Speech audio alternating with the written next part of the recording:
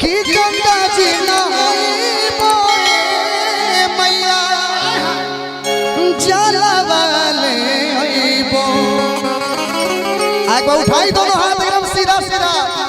जे जे खाटी मर्द है देखिए रहा भाई, आजकल आपका दोस्त नहीं है। हर लड़की कहती है मैं तो अपनी पापा की परी हूँ।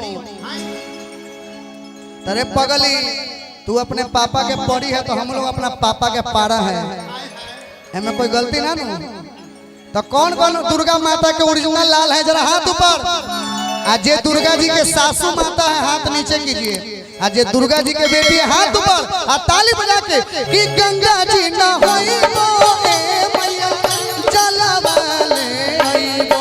गंगा जी सीधा सीधा गंगा जी ले ओ ए मैया जलवाले आइबो। कि गंगा जी ना होइबो ए मैया जलवाले आइबो।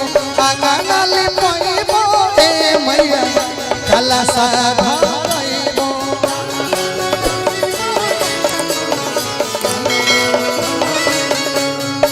कि आंगनाले पइबो ए मैया कलशा धरइबो।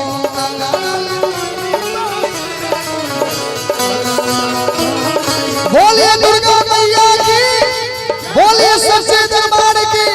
सब लोग ताली बजा के 1 2 3 4।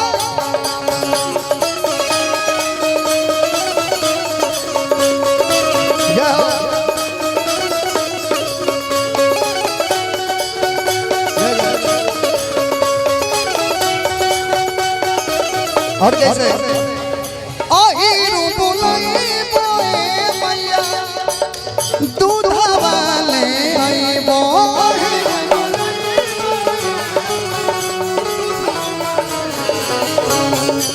कि आहिरू बुलाइबो ए मैया दूधवाले आइबो। देखिए ये गाना एकदम शुद्ध भजन है। ये पर सबका ध्यान भटका हुआ है। इन लोग को भजन कौन चाहिए कि सब होखे हुनर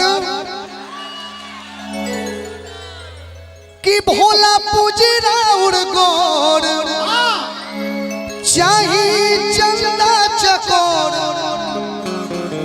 नहीं दहेज में मांगिल फॉर्च्यूनर। सब होखे हुनर भले अपने हैं छुछुनर लेकिन इनको मेहरारू चाहिए सुनर। ये गाना आया था पहले के जो भजन आता था निमिया के डार मैया लावे ले झुलवा हो कि झूमी झूमी ना। भजन आता है कि बेल के पतैया पर लिखता नीलेटर देखी भोले बाबा कदी है सिग्नेचर तब मेहरारू मिली थेथर। आजकल के हर लड़का को देखिए ना 12 बजे रात के बाद मिलेगा मेन रोड पे। हेलो कहाँ हो मैं मर जाऊंगा। लूटी लागो ऐसा प्यार के